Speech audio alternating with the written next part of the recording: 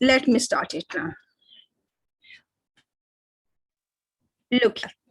Samuel Taylor Coleridge is the writer of Dejection and Ode. Okay, the ode it's mean ghazal. इसको कहते हैं गजल, जो किसी की तारीफ में की जाती है. But it was not written in the form of an ode. Okay पहले ये एक लेटर था सारा हचिंसन के नाम. अच्छा, दो चीजें समझने वाली हैं, एक सारा हचिंसन और दूसरा सारा फ्रिकर.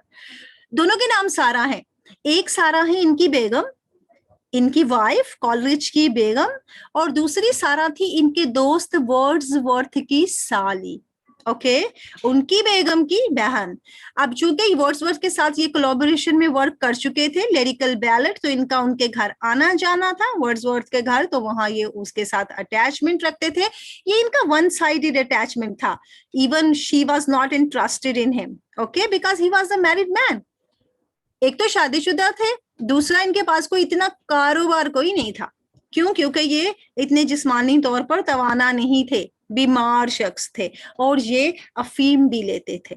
ओके अपनी बीमारी से जान छुड़ाने के लिए. हमारे जॉन कीट्स आगे आने वाले, वो भी यही काम करते थे.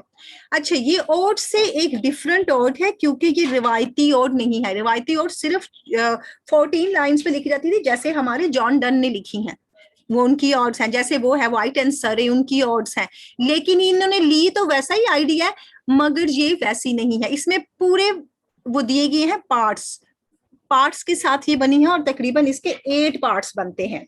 अब आपको दो सारा के नाम मैंने बताए हैं, एक है सारा हचिंसन और एक है सारा फ्रिकर. अब याद रखिएगा कि जो एफ के साथ है ना, वो है इनकी वाइफ. वाइफ में एफ आता है तो फ्रिकर में भी एफ आता है. और हचिंसन जो है ना, वो बस ऐसे ही उसके साथ इनका दिल लग गया था, तो H for hurt, H for Hutchinson. याद करने का आसान तरीका हो गया दोनों के नाम. अब दोनों में से बेगम भी, अब ये 1802 में लिखी गई है, 1802 में ये रिटर्न हुई है, और यहाँ पर बेगम नाराज होकर इनसे जा चुकी हैं. ठीक, एक और आपको पॉइंट मिल गया, बेगम नाराज होकर चली गई थी. और इस वक्त इनका माइंड भी कुछ ऐसा चेंज चल रहा था 1802 में, कि ये वर्ड्सवर्थ के साथ भी ना अपनी थ्योरी बदलना चाह रहे थे, क्योंकि इससे पहले इन्होंने जर्मन का सफर किया था. 1798 का टाइम था हमारी लिरिकल बैलेट का, जिसमें rhyme of the ancient mariner हमने डिस्कस की. अब ये टाइम है जब ये लिखी जा रही है, तो वक्त है अब 1802 का. कितने साल का फर्क पड़ गया है? जब इंसान में कुछ सालों का फर्क पड़ जाता है, तो उसकी सोच तजर्बे के हिसाब से चेंज होती है. इसमें कोई 4 सालों का फर्क पड़ चुका है. ठीक है, यहाँ इनकी थ्योरी वर्ड्सवर्थ के साथ थी, अब इनकी थ्योरी उसके साथ नहीं है. पहले भी कहते थे हाँ जी नेचर हमें देती है बहुत कुछ, अब नहीं मानने वाले ये इस बात को.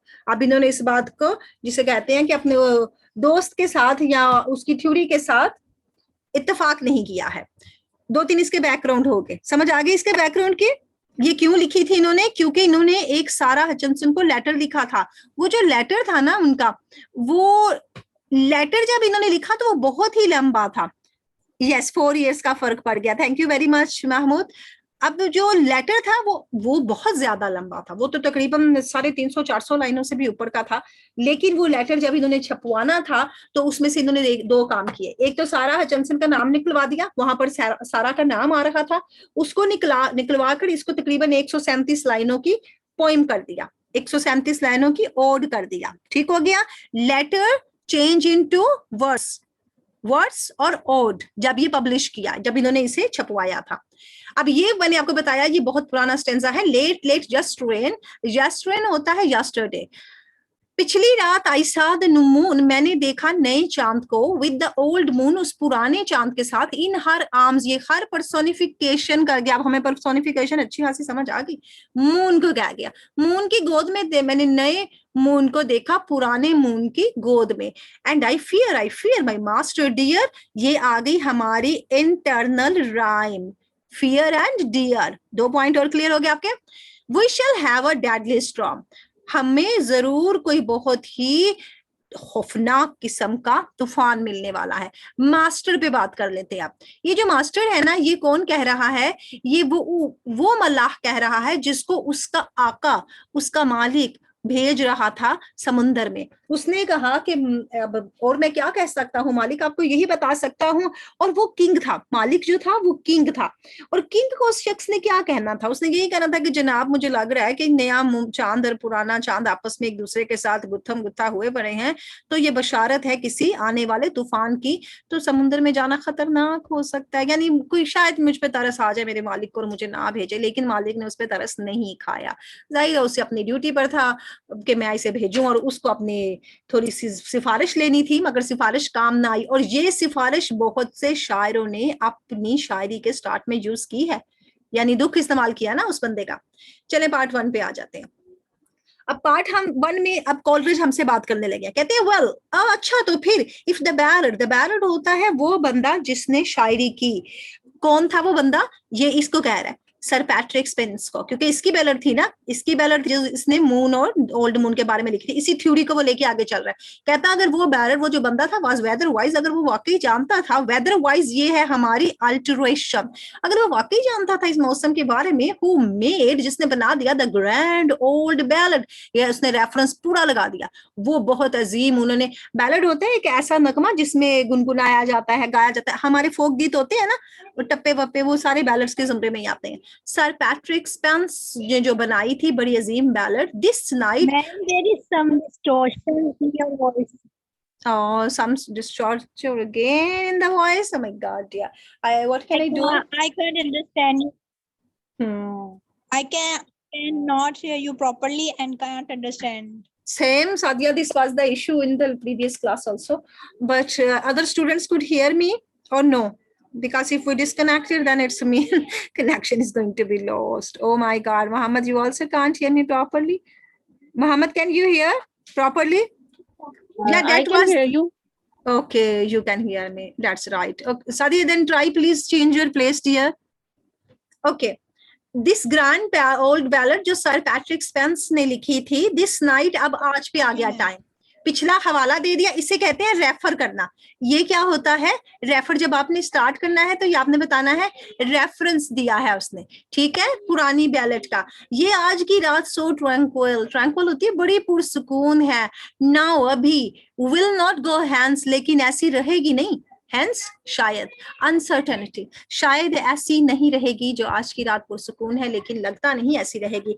अनरोस्ड बाय विंड्स, विंड्स क्या होती है, हवाएं, और अनरोस्ट क्या होता है, उठेगा, यानी अब ये सुकून खत्म हो जाएगा, बहुत तेज हवाएं उठने वाली हैं, उठेंगी। That play a badger trade, और प्ले वो क्या करेंगी, वो शुरू कर देंगी, वो खोल के रख देंगी, वो स्टार्ट कर देंगी किसको, बेजियर ट्रेड को, एक ऐसे शोबे को, एक ऐसी काम को, ये ट्रेड तिजारत होती है ना, बिजियर, बिजी से निकला, एक ऐसी मसरूफ तिजारत का अमल कर देंगे, यानी हवाएं ऐसे मसरूफ हो जाएंगी काम करने में, और ये खामोशी, ये tranquil situation is not going to be stay anymore. Then those which mould you, अब योम क्लाउड, अब ये जो कह रहा है कि ये जिन्होंने तुम लोगों को, बादलों, ये बादलों जिन्होंने तुम्हें मोल्ड कर दिया, तुमको खिला देंगी, यानी हवाएं चलेंगी तो बादलों तुम्हारी खैर कोई नहीं। क्लाउड, ये जो तुम हो ना, इन लेजी फ्लेक्स बन जाओगे रुई के गाल, यानी हवाएं आने वाली हैं, चलने वाली हैं, और वो बेजियर ट्रेड करेंगी, इतनी तेज चलेंगी कि तुम्हारी खैर नहीं बादलों, तुम बन जाओगे रुई के गाल। और ऑन डल सोबिंग ड्राफ्ट, और एक ऐसी हवा चलने वाली है, ड्राफ्ट होता है हवा का झक्कर, झक्कर अच्छा वो होते हैं जो तकरीबन थोड़े से नीचे से छोटे होते हैं, ऊपर से फैलते फैलते फैलते बड़े होते जा रहे हैं। मैं तो झक्कर को वाह बरोले वाली शक्ल ही देती हूँ, लेकिन समझ लिया आप हवा के झक्कर को बोल रहा है, कि वो जो सिस्कियां लेता हुआ एक हवा का बहुत ज्यादा तेज झक्कर आने वाला है, जिसमें बहुत ज्यादा झोंके होंगे हवा के, वो मौन्स करेंगे, क्या करेंगे, वो मातम करेंगे। एंड रेक्स, मातम के साथ साथ ये जब आएंगे ना, तो ये रेक क्या होता है, किसी चीज को कुड़ेदना, वो जब हवा के झोंके आएंगे ना, वो मातमी झोंके, तो वो कुड़ेदते आएंगे। क्यों कुड़ेदते आएंगे, यानी वो जब हवा चलेगी ना, ऐसे तेजी से चलेगी, तो वो कुड़ेद के रख देगी नीचे से, जो भी चीजें जमीन पर होगी उन्हें उछाल उछाल के ऊपर फेंकेगी। यही करता है वो वावरोला सा, चीजों को उठा के फेंकता है जिससे हम डरते हैं। अच्छा, यहाँ पर ये वो ना सुपर नेचुरल एलिमेंट देना चाहता है ना, क्योंकि हमारे शायर जो वो हैं, शायर ही ऐसे हैं। अपॉन द स्ट्रिंग्स, अब इसके सिरों पर of the alien lewd, alien lewd को निकाल लें, एलियन ल्यूट हमारा प्रॉपर नाउन है, और ये एलियन ल्यूट हमें बताना चाह रहा है कि विंड ऑफ गॉड जो है ना, उसकी हाथों में ये दुनिया की ये हवा जो है ना बाग दौड़ की, उसकी हाथ में है स्ट्रिंग्स, ये तारे सारी एलियन ल्यूट के हाथ में है। वो जब आ जाएगा ना तो उसने बादलों को रुई के गाल बना देना है, यानी इतनी तेज हवा चलेगी कि बादल भी हिल जाएंगे। विच बेटर फॉर म्यूट, बेहतर तो यही था कि ये दूर रहती और खामोश रहती। कौन हवा को कह रहा है? ए विंड, ये जो हवा थी हमारी, बेहतर होता कि ये दूर रहती और खामोशी रहती, कोई इसको पास आने की जरूरत नहीं थी। फोर लो, अब फोर लो होता है एक किस्म का हेलो कहना। Hello the new moon winter bright, आप नए चांद आप तो विंटर में बड़े चमक रहे हो। एंड ओवर स्प्रेड, और छाए हुए हो विद फैंटम लाइट, और ऐसी तुम्हारी महव लाइट छाई हुई है, यानी लाइट तुम में से ऐसी निकल रही है जो वहमी सूरतें बनाने के लिए काफी है। फैंटम होती है नॉट क्लियर, वो ऐसी लाइट जिसमें आप, जो कुदरती लाइट से ना थोड़ी सी डिम है। क्यों डिम है? क्योंकि मौसम ऐसा है ना, बादल छाए हो तो चांद की रोशनी नहीं क्लियर आती हमें अक्सर। आपने अक्सर बादलों में देखा, रात के मंजर को सोचे और देखे बादल आगे आए हुए हैं तो चांद की लाइट उससे क्लियर नहीं पहुंचा रही, और चांद की लाइट के आगे जब बादल आ जाते हैं तो हमें सही सूरतें दिखाई भी नहीं देती, हमें सब वहमी वहमी सी शक्लें लगती हैं, फैंटम सी शक्लें हो जाती हैं, नॉट क्लियर हो जाती हैं। With swimming Phantom light over spread, और तुम्हारी जो लाइट है, स्विमिंग का मतलब होता है इधर उधर बिखरी पड़ी है, ओवर स्प्रेड फैली हुई है। क्या? ये फैंटम लाइट जो है, ये फैंटम लाइट पे आपका एक कीवर्ड है। बट लेकिन क्या है? लेकिन रिम्ड कर रही है। अच्छा, रिम्ड करने में क्या बता रही है? फंसी पड़ी है। एंड सर्कल्ड, और दायरे में है, बाय ए सिल्वर थ्रेड, एक सिल्वर थ्रेड के। अच्छा, चांद को अब फौरन उसने ना, ये देखिए ब्रैकेट्स लगी हुई है, ये चांद है, कह रहा है चांद तुम्हारी ये जो सिल्वर लाइट है ना, इसके अंदर नया चांद फंसा पड़ा है तुम्हारे इस थ्रेड के अंदर। यहाँ पर उसने फैंटम लाइट बना दी, इसी वजह से तुम्हारी लाइट जो है ना हमें बहुत मध्यम दिखाई दे रही है और धुंधले चेहरे दिखाई दे रहे हैं हमें। क्लियर हो गया ये पॉइंट? आगे देखें, आई सी, अब यहाँ पर आई उसने बता दिया, अपने आप को सब्जेक्टिव पॉइंट पे चला गया है और नरेटर बन गया है। मैं देखता हूं, the old moon, present tense में बात कर रहा है, द ओल्ड मून पुराना चांद, इन द लेप, इन हर लेप, हर उसने पर्सोनिफिकेशन कर दिया, फिर किसको, किसकी लेप में है नया चांद? पुराने चांद की लेप में है। ठीक है, लेप क्या होती है? गोद, उसकी गोद में देख रहा हूं मैं। किसकी गोद में देख रहा है? पुराने चांद की गोद में देख रहा है नए चांद को। नया चांद अक्सर ऐसा ही होता है ना, जैसे ईद का चांद होता है छोटा, पुराना चांद बड़ा हो जाता है लेकिन वो कम हो जाती है उसकी रोशनी, और फिर नया चांद आ जाता है, और फिर आहिस्ता आहिस्ता आहिस्ता फैलता, फिर फूल हो जाता है, फिर आहिस्ता आहिस्ता यही कम हो जाता है। अब कह रहा है उसकी गोद में बैठ गया है, फॉर टेलिंग, और वो एक बशारत देने वाला है, एक हमें फ्यूचर बताने वाला है। The coming on off rain, के बारिश आने वाली है, एंड स्क्वेली ब्लास्ट। अब चूंकि ये उनका पुराना एक अकीदा भी था, शायरों का एक अकीदा भी था कि जनाब अब यहाँ पर कुछ ना कुछ तूफान आने वाला है, फोरकास्टिंग होने वाली है। और स्क्वेली ब्लास्ट अगर हम देखते हैं तो ये एक ऐसा तूफान आने वाला है जो कि शायरों की जिंदगी में भी आता है, लोगों की जिंदगी में भी आ जाता है। जैसे इक्वली होता है ना, इक्वली एक जैसा, ऐसे आएगा कि बराबर हर जगह पर, वो कहते हैं ना दोनों तरफ है आग बराबर लगी हुई, ये इक्वली ब्लास्ट करेगा। एंड ओह, लेकिन हाय, अब यहाँ पे शायर का दुख सुन ले। यहाँ पर कहता है इक्वली ब्लास्ट होता, मेरे अंदर शायरी की पावर आ जाती, मैं ये सारा मंजर देखता तो मैं तो बड़ी जबरदस्त किस्म की एक और राइम लिख देता। लेकिन अब ये क्या हो गया? That even now the gust are swelling, gust होती है हवा के झोंके, स्वेलिंग भर रहे हैं, अगरचा अभी तो हवा के झोंके मजीद भरते जा रहे हैं। And the slant rain showers, slant होते हैं तिरछी, नाइट होते हैं रात की, and the slant night showers, और शावर यहाँ रेन को कह रहा है, और रात में तिरछी हवा की वजह से ना बारिश भी तिरछी हो रही है। यस, अब उसका ग्रीफ ही आ रहा है। हवा चल रही थी ना, तो देखे बारिश जब आते हैं ना, कतरे यूं यूं, वो हवा की वजह से वो फिर बारिश के कतरे भी तिरछी होने लग जाती, क्योंकि हवा उन कतरों को दूर धकेलती जा रही है। तिरछी हवाएं जो तिरछी बारिश आने वाली है, ड्राइविंग लाउड एंड फास्ट, और उस हवा के अंदर बहुत ज्यादा आवाजें भी हैं जो कि तेज हैं। यानी तेज हवा किसकी होती है? हवा की आवाज होती है ना, बारिश की तो आवाज नहीं होती, लेकिन बारिश के कतरे तिरछे हो रहे हैं और वो हवा की आवाज, हवा के प्रेशर, हवा के दबाव की वजह से हो रही है। दोज साउंड्स, जो सारे के सारे साउंड्स थे, विच ऑफ टू का मतलब यहाँ पर आता है अक्सरुकात। अक्सरुकात ये जो सारे के सारे साउंड्स थे, हैव रेज्ड मी, अंडरलाइन कर लें ये वर्ड्स को, ये इसने बता दिया कि जनाब मेरे अंदर कुछ ना कुछ उठता था जब मैं इन सारे मनाजर को देखता था, तो ये मुझे उभार देते थे, पोइटिक फिकलिटी को रेज कर देते थे।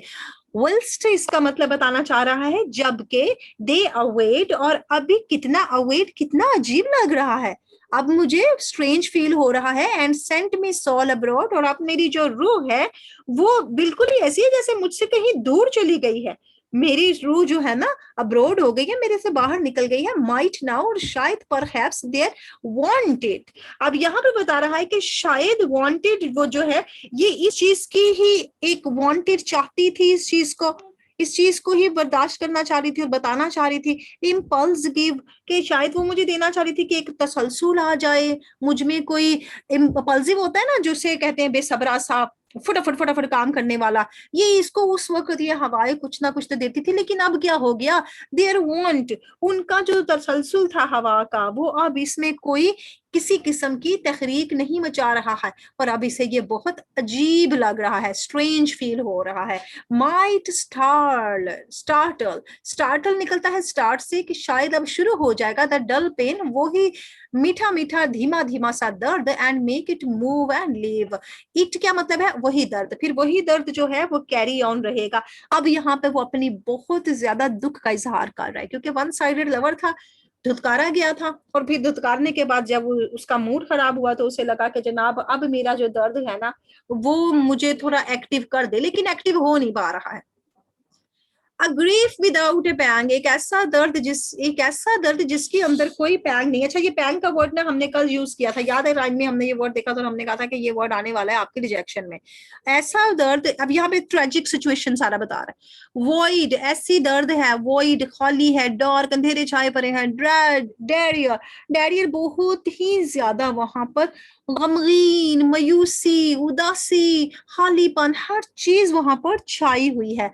स्टिफल्ड ड्राउजी, और एक ऐसी गनूदगी है जिसने इसका दम रोक दिया है। स्टिफल्ड का मतलब होता है रोक देना, ड्राउजी में आ जाता है गनूदगी, और ऐसी गनूदगी के इसका दम सा जैसे घुट रहा है। अनइम्पेशन्ड ग्रीफ, ऐसा गम है जो कि मेरे जज्बात को खत्म कर रहा है। अनइम्पेशन्ड, पेशेंस होते हैं जज्बात, अनइम्पेशन्ड जज्बात से खाली गम है ये। पहले जज्बाती हो जाता था तो कलम उठाते हैं ना, शायर जज्बाती हो जाते हैं, बहुत कुछ लिख देते हैं, लेकिन अब जज्बात कहाँ गए, अब तो कुछ कलम ही नहीं उठाई जा रही इससे। विच फाइंड्स, अब इसमें क्या है कि इसमें ये महसूस कर रहा है no natural outlets. Natural outlets आपका वर्ड आ रहा है निकालने, वोकैबुलरी जरा लिखते जाया करें और बाद में मुझे भेजा करेंगे क्या लिखा आपने। कोई नेचुरल आउटलेट नहीं मिल रहा है इसे, नो रिलीफ, कोई सुकून नहीं मिल रहा। ये आपकी पोइट्री का पूरा थीम है, प्लीज ये लिख दें इसके। हाँ जी, सिनेरियो बता रहा है अपने पूरा, वो बता रहा है कि मैं अब किस हालत में हूँ, मेरी फीलिंग्स कैसी है, मेरी इमोशंस कैसी हैं, मुझे कोई आउटलेट नहीं मिल रहा, कोई रिलीफ नहीं मिल रहा। इन वर्ड्स ना तो मुझे अल्फाज में मिल रहा है कोई सुकून, और साई ना ही आंखों में, और टीयर ना ही मुझे आंसुओं में कोई सुकून मिल रहा है। ओ लेडी को अंडरलाइन करिए, ये आपकी कोटेशन है। ओ लेडी को बताएंगे आपके, इसने सारा हचनसन को रेफर कर दिया। पहले इसने पूरा नाम लिख दिया सारा का, लेकिन फिर बाद में काट दिया। मेरा ख्याल है इसने क्यों काटा गया, क्योंकि थोड़ी सारा थी, बेगम समझती मुझे लिखा है और जिसको ये लिखना चाहता था वो तो समझती कुछ नहीं थी इसे। इन दिस वैन, अब इसी के अंदर, अब इसी वैन होता है इसी दर्द के अंदर। मैम एंड प्लीज जी जी ये सारा दोनों का नाम है और आगे दोनों का क्या डिफरेंट जी जी, मीनिंग एक सारा ये हचनसन है। हचनसन मैंने बताया हर्ट से रिलेटेड है, हचनसन पे इसका दिल आ गया था ना, तो हचनसन से आप जान ले जनाब हर्ट है।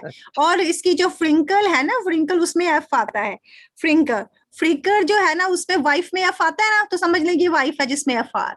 ये इसकी सारा फ्रिकर है और ये सारा हचनसन है, ठीक है। ये दोनों का मैंने आपको पीडीएफ दिया है, बस यहाँ से आपने एफ से याद रखना है, ये आपको फिर याद रहेगा। इसने हचनसन के लिए लिखी है, लेकिन सारा इसने फिर हटाई कि मैं जिसके लिए समझ दुनिया क्या कहेगी। जी, फ्रीकर, के सी के साथ लिखे, सी के ई और का। जो फ्रीकर उसकी बीवी है उससे दिल उठ गया था या उस पे भी दिल नहीं, वो था बीवी मतलब नाराज होके चली गई थी। आप जरा लेट आए थे, हमने गुफ्तगू की कि बेगम जो थी इससे तंग आ गई थी, क्योंकि कमाते शमाते कुछ नहीं थे, बीमारियों का शिकार थे, वर्ड्सवर्थ अच्छी खासी हालत में था, और ये 3 बहनें थी और ये 3 शायर थे इधर। 3 बहनों ने उन तीनों शायरों से शादी कर ली जब इन्होंने एक तहरीक चलाई थी यूटोपियन लैंड की। यूटोपियन लैंड की इन लोगों ने तहरीक चलाई थी तकरीबन 1795 के गिर्द, तकरीबन अगर मेरा ईयर ठीक है तो। मसलन वर्ड्सवर्थ से मिलने से पहले कॉलरिज का एक दौर चल रहा था पेंटिसोक्रेसी के बारे में, कि भाई हम एक ऐसी दुनिया बनाते हैं जहां पर सारे लोग आएंगे। वहां पर वो 3 बहनें थी और इधर ये 3 शायर थे। उस वक्त ये वर्ड्सवर्थ से नहीं मिले थे, ये उससे पहले की थ्योरी है। और जब इन्होंने तीनों बहनों ने देखा कि भाई ये तीनों ठीक है, उन्होंने तीनों से शादी कर ली इनसे। अब जब तीनों की शादी हुई तो सारा फ्रीकर के हिस्से में आ गए कॉलरिज। कॉलरिज थे कुछ बीमारियों का शिकार, इतना काम नहीं कर पाते थे। ये उसी का दर्द तो है। यहाँ बेगम भी तो नाराज होकर चली गई। 1802 में शादी को 7-8 साल हो गए। बेगम ने कहा कोई फायदा नहीं, कोई माशी हालत अच्छी नहीं है। और फिर बाद में ऊपर से दिल फेंक, ऊपर से दोस्त की साली की तरफ चले गए। तो फिर बेगम ने नाराजी होना था ना, अगर बेगम को पता चलता इस बात का। अब वो चली गई तो उसकी नाराजगी के बाद इन्होंने ये लिखी है। ठीक हो गया, आप क्लियर हो गया हमारा सिनेरियो दुखी इतने क्यों है और क्यों नहीं ये लिख पा रही अपने अल्फाज। या उसकी सिस्टर इन लॉ थी वर्ड्सवर्थ की। आप ठीक कह रहे हैं मोहम्मद। अब यहाँ पर हो गया आपका पॉइंट क्लियर, सारा का और हिचिंसन का।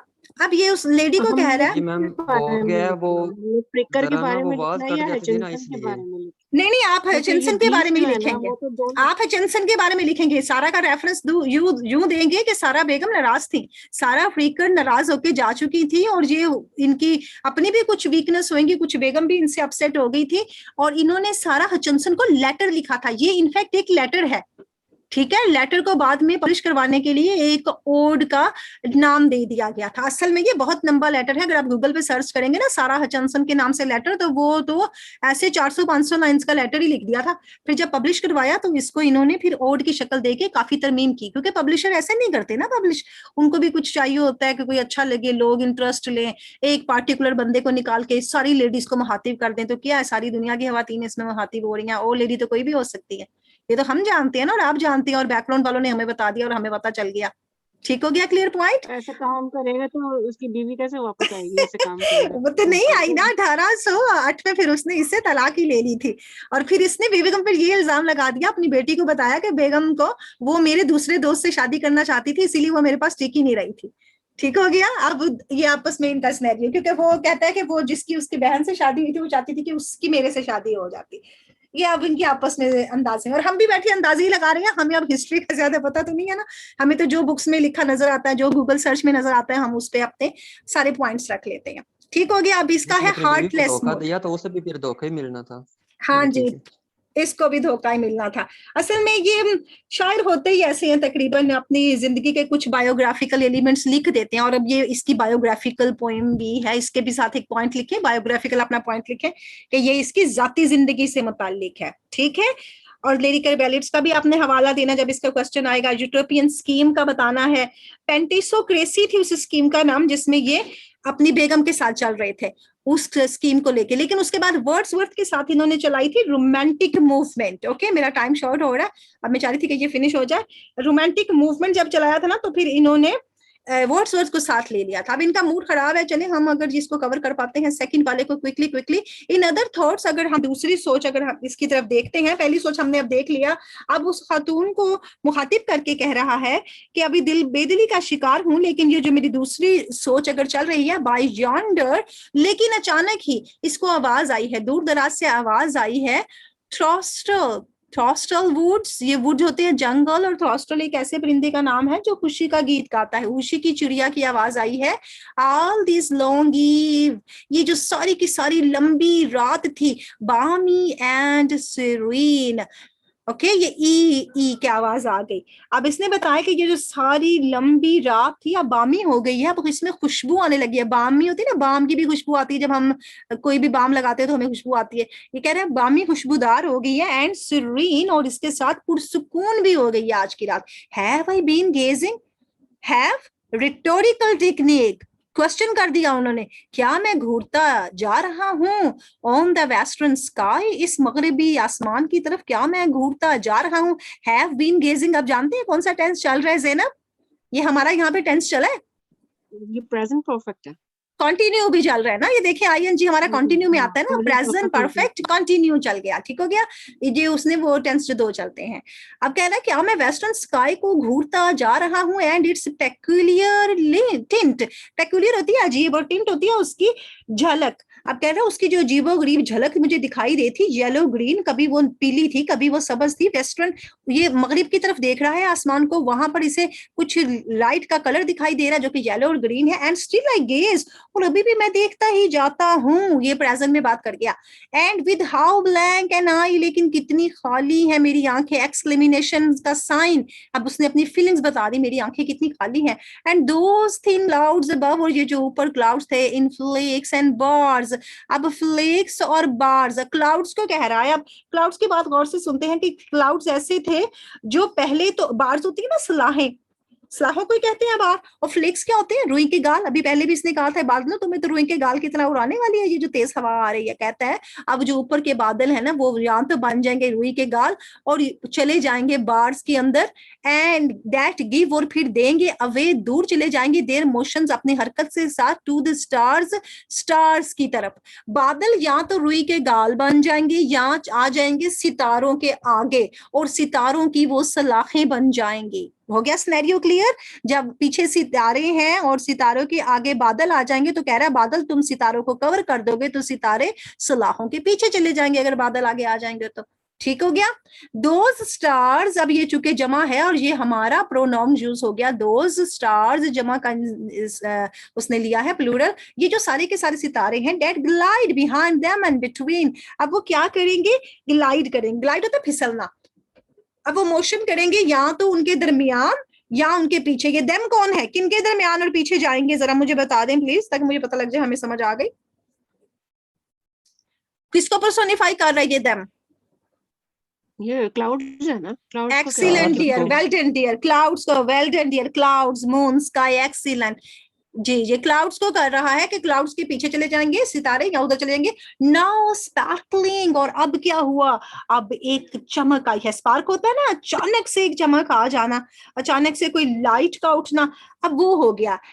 नाउ बी डिम्ड, अभी चमका था अभी धुंधला पड़ गया, डिम होता है ना धुंधला पड़ जाना, और ये धुंधले के पास टेंस उसमें कर दिया, अभी धुंधला पड़ गया। ऑलवेज सीन, लेकिन हमें दिखाई देते रहेंगे, कौन दिखाई देते रहेंगे, सितारे, या तो वो धुंधले पड़ जाएंगे या उनकी चमक ज्यादा हो जाएगी पर हमें दिखाई देंगे। यॉन क्रस्टन मून, और ये जो यॉन है ना ये पुरानी इंग्लिश का यू है।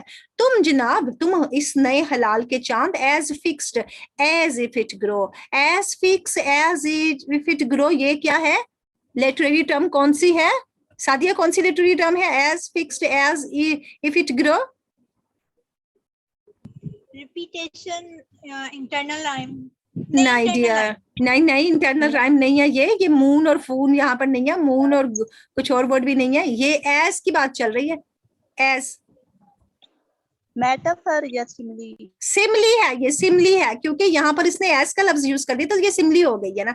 अब कह रहा तुम क्रिश्चियन मून, तुम जो सुबह के ये नए चांद हो, तुम ऐसे ही फिक्स रहोगे जैसे तुम यहाँ पर हो, तुम हमेशा यही रहोगे, तुम्हारे आगे अगर बादल आ भी गए तो तुम तो फिक्स हो। सितारे तो इधर उधर मूव कर देते हैं, चांद तो मूव नहीं करता ना इतना। हमारी थ्योरी में कुछ ये भी है कि चांद जहाँ होता है वहीं पर ही वो लाइट आती है, वहीं से ही घटता है, वहीं से ही भरता है। इन इट्स ओन क्लाउडलेस, और अपने ही जहां बादल नहीं होंगे, और फिर हो जाएंगे स्टारलेस, जहां सितारे नहीं होंगे, जहां बादल नहीं होंगे, सितारे नहीं होंगे, और फिर क्या होगा, लेक ऑफ ब्लू, और तुम रहोगे इसी नीले समंदर में। नीले समुद्र में तो ये जा नहीं सकता, अब ये असल में नीले आसमान को कह रहा है कि चांद साहेब आप यहीं पर रहेंगे, इसके अंदर ही रहेंगे, सितारों के आगे कभी बादल आएंगे कभी पीछे बादल आएंगे, आप तो इधर फिक्स्ड हो, सिमली के साथ उसने बता दिया, जैसे ही आप ग्रो होते हो, जैसे आप बढ़ते घटते हो। आई सी, मैं देखता हूँ, देम ऑल्सो एक्सीलेंटली, मैं देख रहा हूँ जनाब इन सब को बड़े ही शानदार फेयर तरीके से, बड़े शान और फेयर तरीके से, यानी साफ सुथरे। आई सी नॉट फील, लेकिन ये क्या, ये है हमारा थीम, इसको अंडरलाइन करें जल्दी से, थीम है हमारा। आई सी, मैं देखता हूँ, लेकिन नॉट फील, महसूस नहीं करता। हाउ ब्यूटीफुल दे आर, कितने ब्यूटीफुल हैं ये, सारे के सारे साइन ऑफ एक्सक्लेमिनेशन, उसकी फीलिंग्स, उसके सारे के सारे दर्द को हमें पता चल गया, राइट होगी।